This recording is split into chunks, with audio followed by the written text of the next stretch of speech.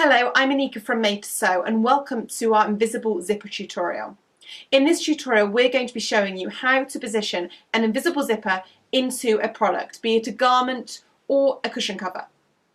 We're going to be discussing step by step the methods that you need to take to make sure that you get a really professional result at the end of positioning your zip into your fabric. So let's get started. So let's start by looking at the things that you're going to need to sew in an invisible zip. Firstly, you will need the fabric of the project or the garment that you're creating. And this can be a garment, it can be a cushion cover. It's really up to you where you want to put your invisible zip. You're going to need an invisible zip. And I really just wanted to show you, for those of you that haven't seen an invisible zip before, what they look like. Because I have had some customers that have gone into local fabric shops and have been given any number of things to sew, but not one of these. I've had customers that have come back with clear standard zips. I've had customers that have been told that a normal zip will be absolutely fine and that you can just sew that invisibly. Neither of these things are true. If you want to sew an invisible zip properly, you will need an invisible zip. So, what to look out for? An invisible zip does not have the teeth. You cannot see the teeth on the right side. So this is the right side that we're looking at now with the zipper pull. And the zipper pulls are normally slightly different to those on a standard zip. These have got a nice little small pull that we can tug on. And then on the back you will see the teeth. Now the difference between the red one and the brown one, the red one is a YKK zip. So this is what you would find in a standard sewing shop. And the zipper tape is slightly thicker, whereas the brown one is actually more of a sort of wholesale zip that you would potentially find in high street garments. They will often be cheaper and it's absolutely fine to use. It's just got a thinner zipper tape than the red one does. The only thing I would recommend is that if you are sewing an invisible zip into something that's going to take a little bit of wear and tear, perhaps work with the YKK one. That's what I would personally choose to use. So other things that are going to be useful are a ruler, chalk or a removable pen, some scissors, and finally the invisible zipper foot. Now you can sew an invisible zipper without this, however, this makes the process much easier. So I really would recommend purchasing one. And there aren't many sewing machine feet that I would recommend purchasing bar what you get given with your sewing machine, but this is one of them. And I really, if you're planning on making garments or you're sewing the invisible zipper a lot of the time, and as I mentioned, the invisible zipper is the zip that I sew 99% of the time, so then this does come in handy. So the first step is going to be to mark your fabric. Now you're going to take your fabric and we're going to complete these markings on the right side of your fabric. So you want something that's going to come off. It needs to be chalk, a removable pen, one that perhaps comes off with water or one that comes off with air over a period of time. And you're going to need a ruler. Now we're going to be positioning our zip in between these two pieces of fabric. I'm going to be working with a different coloured zip to my fabric. However, you would generally choose the best colour zip for your fabric. I promise you won't see that much of it when we're finished. And again, a different coloured thread, just so that you can really see what I'm doing. Now your pattern should have the zip length that you need to purchase. If you can't find that length, then it really doesn't matter with an invisible zipper. Purchase a longer length than required and I will show you how we can cut that down. And we will do that afterwards. So unlike the standard zip, we don't need to do that now. We will simply cut it off once it's been sewn into the garments. Now we're going to be working with a 1.5 centimetre seam allowance or a 5/8 seam allowance because that's what you will find on standard garments. And we're going to start by drawing our seam allowance onto the right side of our fabric. So the right side of my fabric is facing up. And I'm going to get my ruler and my chalk and I'm going to measure from the edge 5/8 and draw a line, or 1.5 centimetres. And please don't worry if you can't do it as a full sweep like I have there. If you would rather turn the ruler this way and do it gradually, then that's not a problem at all. The next thing you need to mark is the starting point for the start of the zip. Now I tend to work with measuring down from the top edge of my fabric, 3/4 of an inch, which is 2 centimeters. And I've drawn a chalk line there. Now, the reason why we do 3/4 of an inch, 2 centimeters, not the seam allowance of 5/8, 1.5 centimeters, is that generally speaking, most of the time you would be putting your zip into this, and you would then probably have a waistband or a facing or something that would be sewn along the top edge here at the seam allowance of 5/8, 1.5 centimeters. You need to make sure that you have a little bit of room between the seam allowance and the stitching of the facing or the waistband and where the zip starts, so that you don't get any little puckers. If it's too close, you'll find that it's difficult to work with and that you'll get a little pucker at the top edge here, which just doesn't look pretty, and we're after a super professional finish here. So I will measure down from the top edge, 3/4 of an inch, 2 centimeters, and again draw with my removable pen. So another big thing to point out here is that the invisible zip has to go in before you have sewn up the back seam on a garment. So unlike a normal zip where you would sew up the back seam and then put the invisible zip in, the invisible zip must go in first.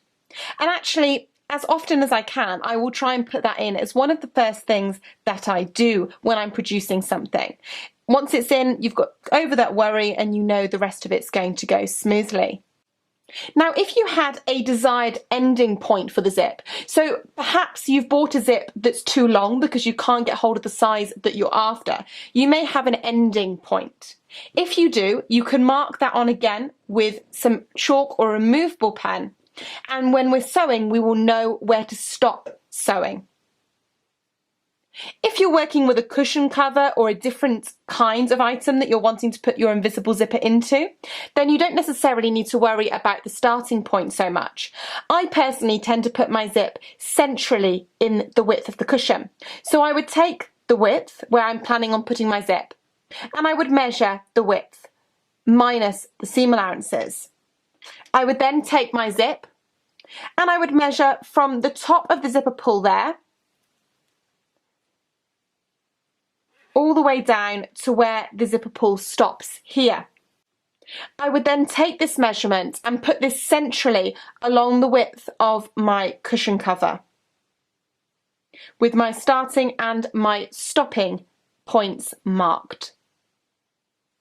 So the invisible zip is going to sit between these two layers of fabric, and as this is the right side, the fabric is going to be folded over like so when it's finished. So, as I mentioned before, I'm going to be sewing this with an invisible zipper foot, which I would completely recommend that you purchase if you're planning on sewing lots of invisible zippers. However, I understand that some of you don't have an invisible zipper foot, and maybe you don't want to purchase one. So I'm going to discuss, as we're going through with this tutorial, how you would sew it if you were not to use one of these feet. The first step is that you would need to iron the zip. Okay, so I'm going to open the invisible zip and we'll look at the wrong side of it. Now, when sewing this on the sewing machine, the invisible zipper foot will pull the teeth ever so slightly away from the zipper tape, and it will allow you to sew really, really close in. And the foot will do it all for you. Once you've got it in the position, you're just going to be guiding it in place. If you don't have one of these, however, it is more difficult to get in close to where you should be sewing. So I would recommend ironing the teeth away from the zipper tape, and I'm going to show you how to do that now. Now, using my fingers, I'm just pushing the teeth of the zipper away from the tape and giving that a good press with the iron. So now we've ironed the teeth of the zip away from the zip. We're going to pin the zip into position on our fabric. Now, there are a couple of ways of thinking about this. So the zip is going to be sitting between these two layers, and the layers of fabric are right side facing up. Some people prefer to think, okay, when this is finished, this edge is going to be folded under and it's going to be stitched along the zip and finished like so.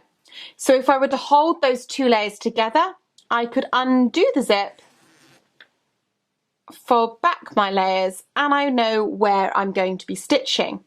That's fine for some people.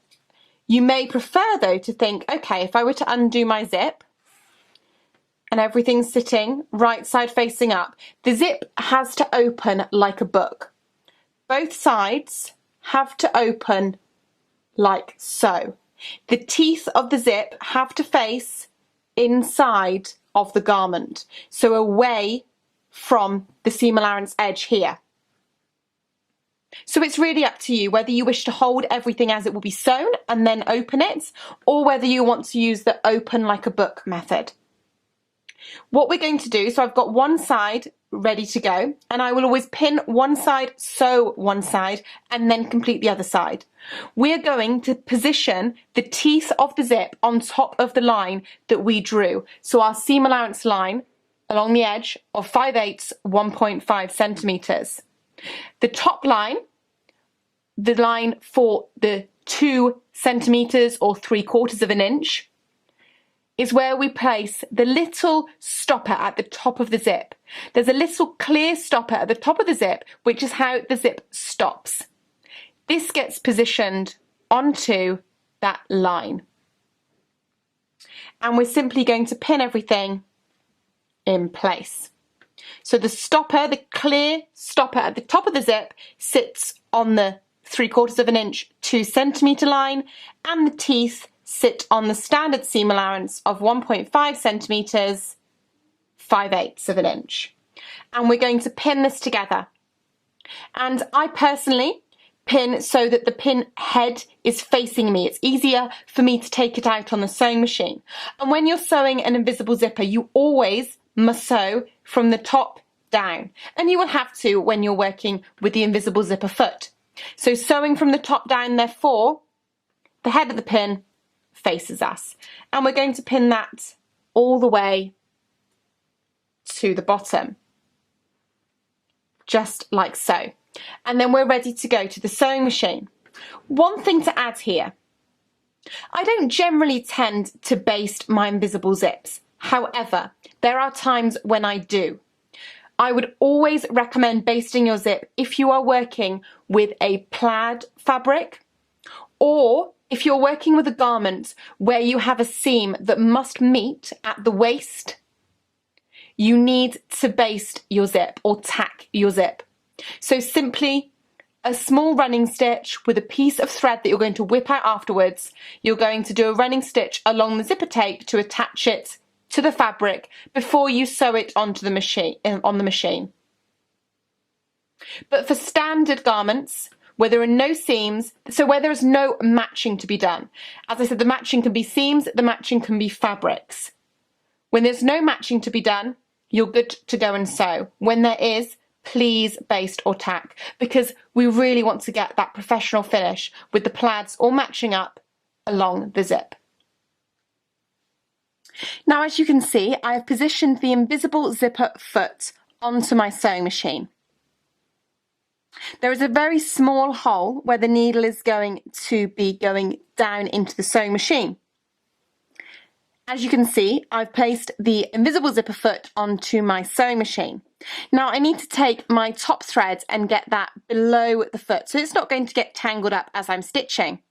So what we're going to do here, make sure you've got a long enough thread there, is to turn the hand wheel on the side of the machine towards you on full rotation until the needle comes back up again. Now, taking a pin, a needle, something that you can catch underneath the foot, you're going to go underneath the foot to pull out the thread so that both your bottom and top threads are underneath the foot and out of the way. Now, there are two grooves that are on the bottom of the invisible zipper foot, a left groove and a right groove. You will use both grooves every time you sew the invisible zipper. And I just wanted to show you that before we started, because I'm going to be sewing to the right of my teeth here. You can see the teeth on the left, I'm going to be sewing to the right of them. Therefore, the teeth need to sit into the left groove so that the needle is to the right of the teeth, and we'll be sewing as close to them as possible. So what we need to do now is we need to position the zipper teeth into the groove on the foot. We want to sew to the right of these zipper teeth. Therefore, the teeth must go into the left-hand groove so that the needle and the circle is to the right of it, and you're going to be sewing onto the zipper tape, but as close to them as possible. Once the teeth are in the groove, you have nothing to worry about, and you will be able to sew the zip perfectly all the way down the garment, but you must get them in there to start with. So you will find that the foot doesn't actually accept the teeth like this. The groove isn't the right shape. The teeth actually need to be pulled out ever so slightly so that they're sitting at almost a right angle. So can you see with my left finger there, I'm just pulling on them to sit them at a right angle. Now we want to start sewing at maybe just above the little clear top of the zip here. So we need to get that all set up. Some zips are easier than others at this top area. Some of them have got a harder bit and a longer bit at the top than others. So I'm really looking down low here. I'm looking to see where the groove is, where my zip is, and I'm going to gradually lower the foot until I'm happy with it. And if you really peer down here, my eye level is really looking really low to check that the teeth are in the groove. So once you're happy that the teeth are in the groove, you're going to turn the hand wheel on the side of the machine to put your needle into the fabric. And that's always how I start sewing. I'm holding onto my threads to make sure that they don't get swept away. Now, you will always want to start, if your fabric allows it, for a back stitch or to fix your stitch. So I'm going to do 2 or 3 stitches forwards, 2 or 3 stitches backwards, and just double check, because it's really at the top here where, as you're going backwards and forwards, the zip can accidentally pop out of the groove on the foot. The only reason is because the top of the small piece of the zip doesn't have the same hardness as the teeth do here. Once you're happy that the zip is still in the groove, you can sew. And all I'm going to be doing as I'm sewing is just peeling ever so slightly the zip. So it's, rather than sitting flat like this, I'm just pulling them so that they're sitting at a right angle to the tape. And I will take out the pins as I sew. We do not want to sew over those. Now, this is doing the job for me, and it's going to be sewing exactly where it should, which is really close to these teeth. If you did not have an invisible zipper foot, you would need to do this yourself. And you would need to, as I said, have ironed the zip, and you're wanting to sew right in here. You don't want to stitch on the teeth, but you want to sew as close to them as possible. I would recommend using a standard zipper foot. That will probably be the easiest, but I have personally used a standard foot as well, because obviously you can get the zip to sit flat. But you really are stitching really as close to the teeth as possible. Now, what are the worst case scenarios when doing this? Really, your worst case scenario is that you accidentally stitch on the teeth of the zip. If you sew on the teeth of the zip won't close.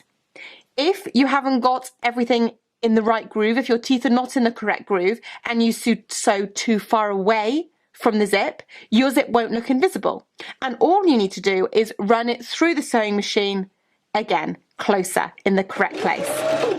So as you can see, I'm still making sure that my zip is sitting on the line that we drew and just pulling those teeth out at a right angle. And I'm coming to the end of my zip here. And so what I'm going to do is keep sewing until the foot of my presser foot touches the end of the zip and I physically cannot sew any further. Then I will do a back stitch to secure my stitching, 3 stitches backwards, 2 or 3 stitches forwards, and I can lift up my foot and trim my threads. If you had chosen a potentially longer zip and you needed to stop at a certain area, you would have a marking here, so you would know where to stop. I would recommend sewing just past the marking by about 3/8 1 centimetre, just to make sure that you had covered that, because when we finish the zip, we will be sewing up the garment to that marking. So it's always good to have a little bit of an overlap. So sew past your marking by about 3/8 1 centimetre. Now you should be able to see the white stitching that I have sewn. Obviously you would normally use a colour that corresponds with your zip and fabric, but I wanted you to be able to see this clearly. You can see how close it is to the teeth of the zip. Now you can struggle to pull these out of the sewing machine sometimes when you're finishing, because the zipper teeth can get caught in the grooves, but just give the fabric a little bit of a tug and it should come free.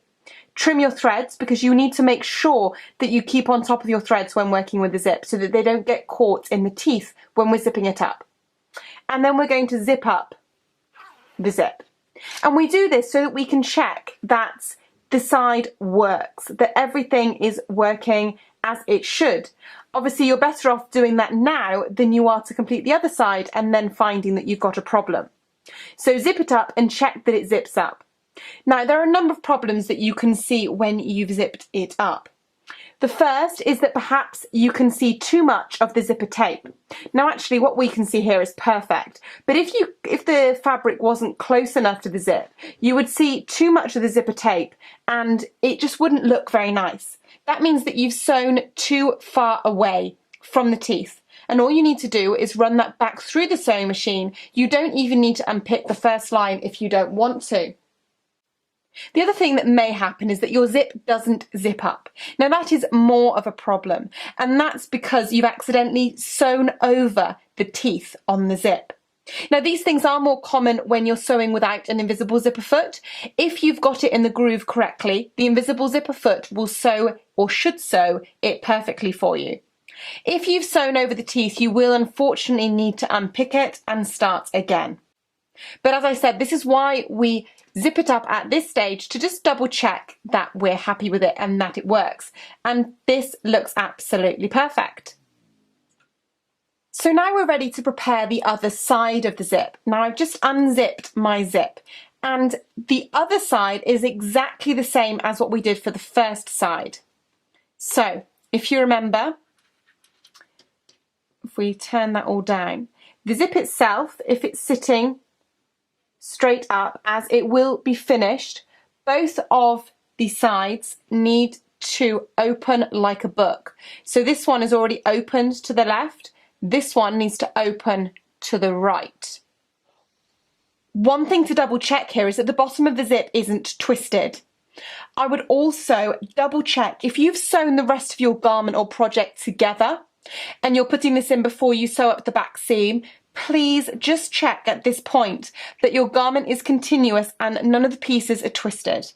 You can very easily think you're doing a fabulous job with the zip, sew the zip in, and then realise that you've accidentally had one of the sides twisted. So although your zip will do up beautifully, the skirt of your garment is twisted or something awful has happened. So just double check it's all nice and flat. And that is one reason why I do like to do the zip quite early on, so that you've got it over and done with and that it's correct, ready to sew to the other pieces of your garment or project.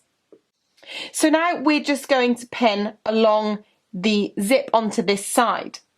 One thing to point out is that the top edge here, we need to make sure that they are lined up. Again, we should be putting the clear zip stopper onto that line, but I would also just put the two pieces of fabric next to each other and just double check, and you can measure this, you can check this with your by eye, or you can measure it, but you want to make sure that the top of the fabric is in the same position and that the top zip stoppers, the clear bits at the top of the zip, are also in the same position, just in case you had any shifting when you were sewing the other side. And it's just a brilliant double check. Now I'm going to be putting the pins in exactly the same. So the pin head is facing me, because again, we're going to be sewing from the top down. And the teeth of the zip are sitting along that line.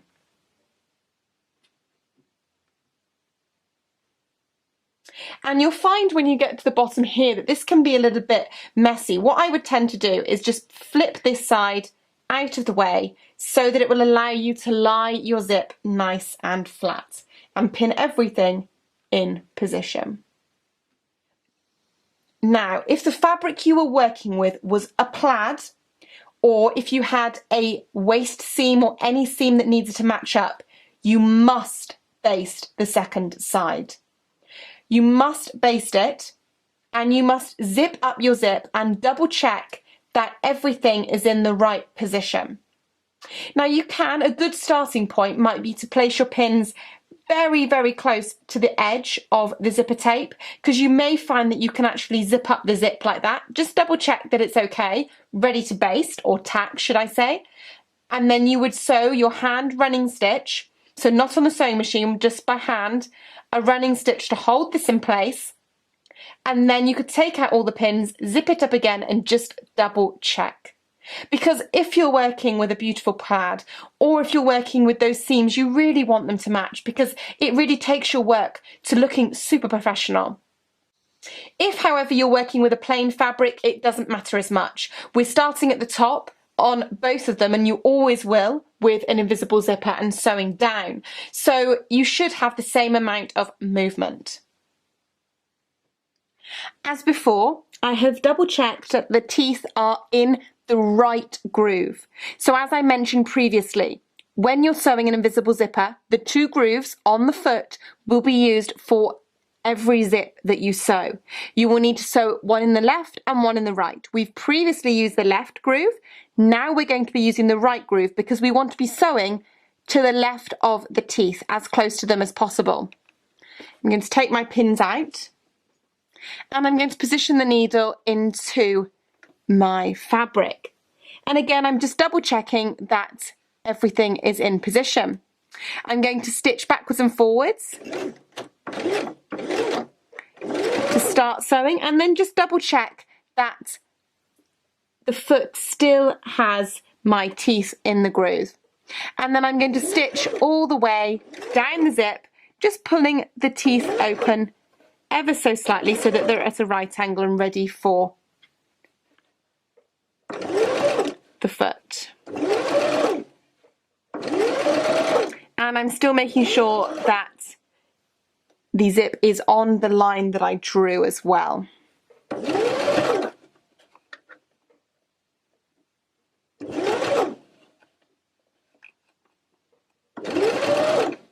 And I'm going to sew until the front of the foot touches the end of the zip, backwards and forwards, or fix your stitching to secure it, and then we can finish.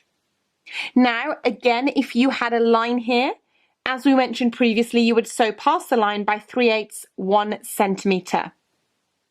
Now I'm going to bring my needle back up, lift my presser foot, and this is the bit that can be quite difficult. Sometimes it can get stuck because the teeth are stuck in the groove, and you just need to give them a bit of a tug and it will come out.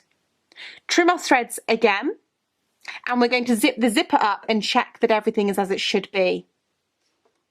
So I've trimmed my threads and I'm ready to zip up my zip, check everything is as it should be. But everything looks a little bit odd and I'm not going to be able to zip that up. Don't worry, this can easily happen, and that's why I'm showing you it.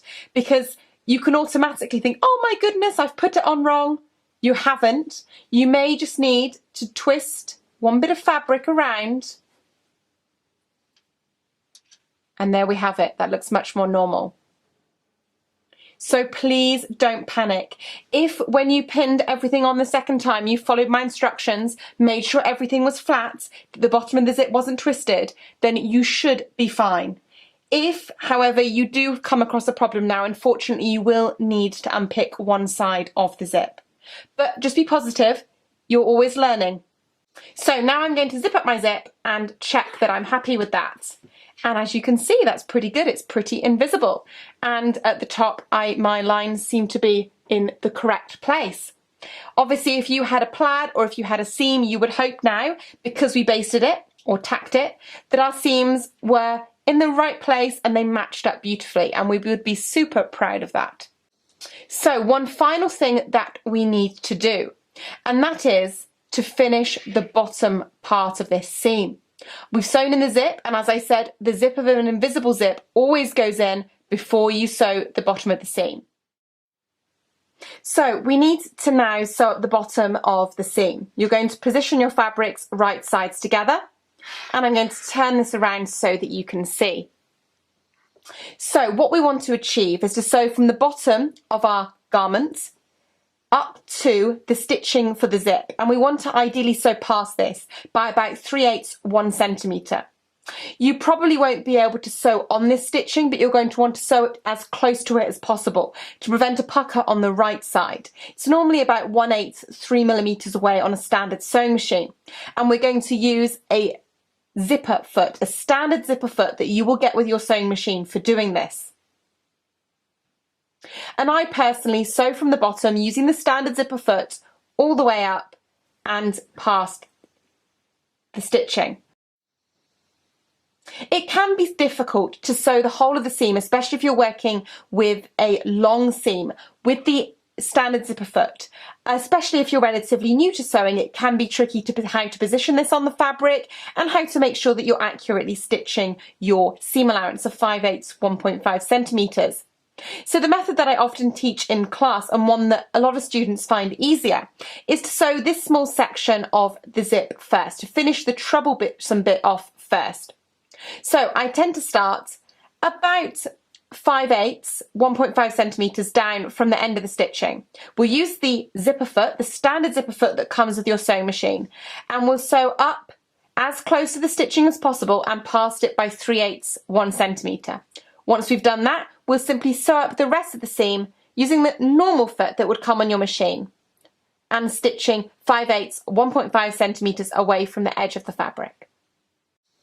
So this is the method that I'm going to show you today in the tutorial, because if you're happy to sew from the bottom of the garment up, you would simply do what we're going to be doing here, but start at the bottom, stitch your seam allowance all the way up. I would back stitch at the bottom, stitch your seam allowance all the way up and past here.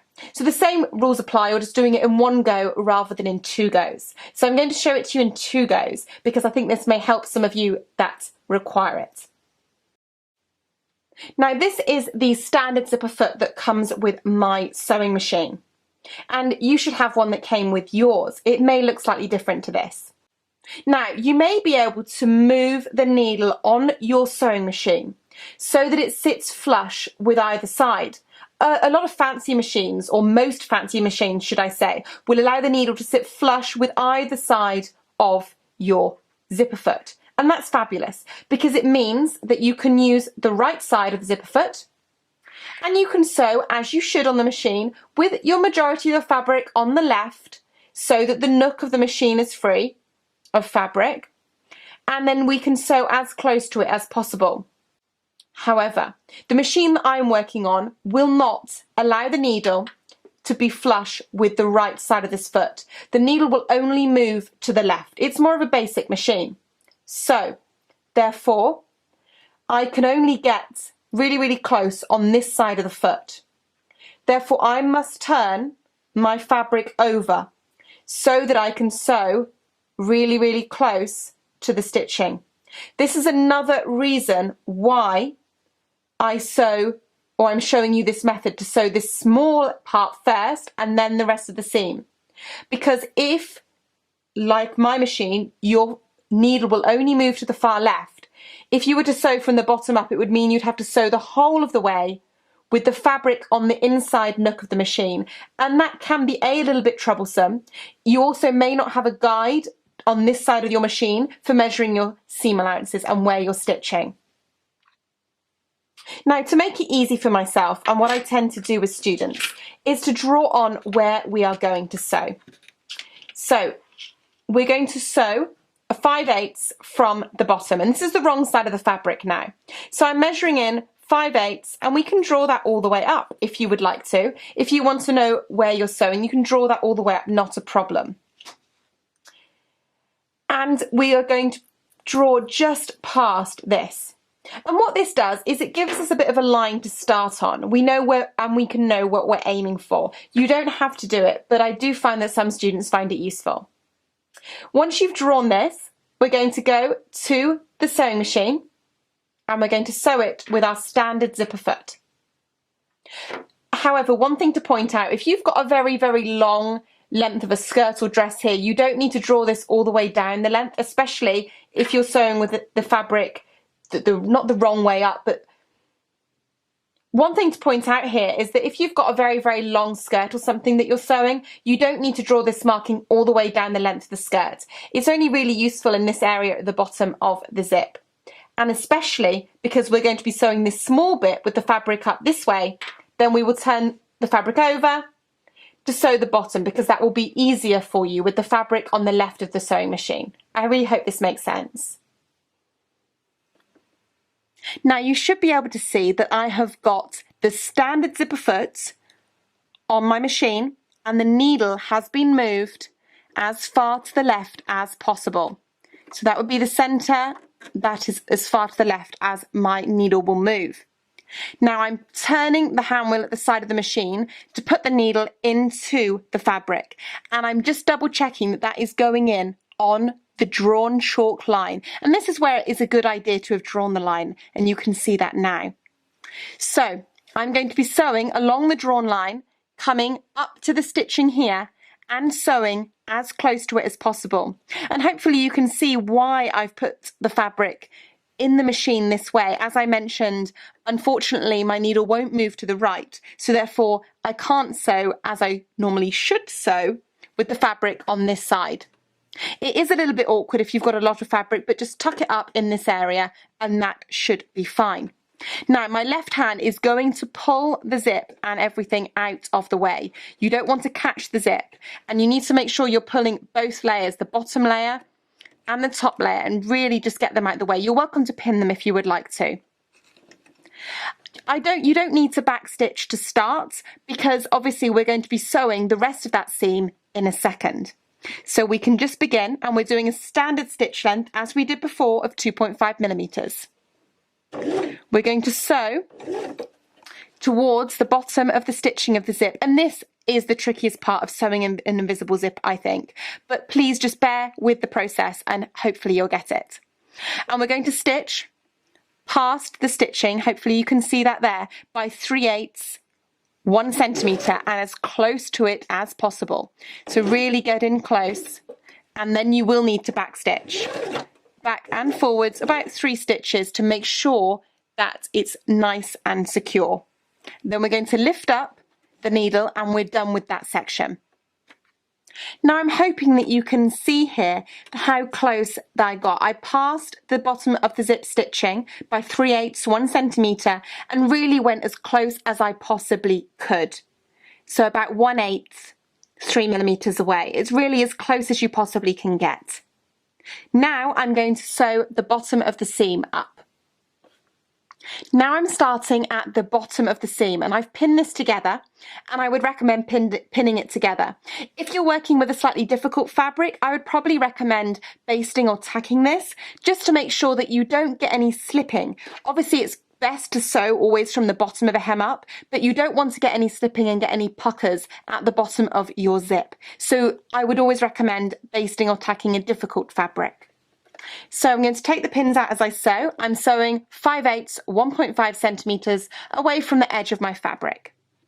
And I'm going to go backwards and forwards, or to fix the stitch at the start, and then I'm going to sew up. Remember to put your needle back to the center if you moved it. Now you can see here that I actually moved the zip, or pinned the bottom of the zip out of the way, just to try and keep it out the way. And I'm going to join the bottom of the stitching that we did there. Now you don't need to draw the stitching line on like we did on the other side unless you feel it's useful for you. I'm going to take that pin out and I'm going to join this line and I'm going to backstitch to secure it. And now you've sewn up the bottom of the seam, you should have a really nice, perfect zip. And if we open that like so, and we shouldn't have any puckers here. You can see a little bit of the white stitching, but obviously you would be using a stitching colour that was the same as your fabric. Now, before we finish, a couple of things. The first one is that you want to press the seam open at the bottom. So anything below the zip, you're going to press open. I personally don't tend to press any of the zip because it can cause a bit of indentation and it just doesn't look very nice. So press the seam open at the bottom. Don't worry about the zip. Then, one other thing that I would like to do is to attach the bottom of the zipper tape to the seam allowances. And I tend to do that on both sides. So this side I'll attach to this bit of seam allowance and this to this on the sewing machine. If you had a zip that was too long, now is the time that you would cut it off. You would measure down, say about an inch, inch and a half. So between 3 and 4 centimeters, and then you could cut off the bottom of the zip. If it was very hard and perhaps you weren't lining a garment, you may wish to cover the bottom of the zip with a little bit of fabric. Press open the bottom of the seam allowance below the zip, and you can do this to any of the seam allowance that's below the zip. Now join me at the sewing machine and I'm going to show you how we attach the bottom of the zip to the seam allowance. Now we're going to be stitching the bottom of the zipper tape onto the seam allowance. And here I've just got the seam allowance. I'm not sewing through to the right side of the fabric. All you simply need to do is almost a bar tack. So we're stitching forwards and backwards a couple of times, and it's really just to hold it on there. You don't want it floating around and sticking out. So standard straight stitch, forwards a couple of stitches, backwards a couple of stitches, forwards a couple of stitches. And we're going to do that on both sides. And here we have it, your professional looking invisible zip. Remember to trim your threads after sewing the zipper tape onto the seam allowances. One thing to point out is that if you're putting this into a cushion cover, you would also need to sew up the edge up here. Just as we did at the bottom of the zip, you would need to sew past the opening or past the stitching to start the zipper by 3/8 1 centimetre. And the same rules apply if you wish to sew the seam above the zip as well as below it, which you can find on some garments such as dresses. Now it's up to you if you're working with this method to add a facing or a waistband, and you're good to go. Hopefully you've enjoyed this tutorial. You've learnt how to put an invisible zipper in, and I hope you're proud of your results. Thanks for watching.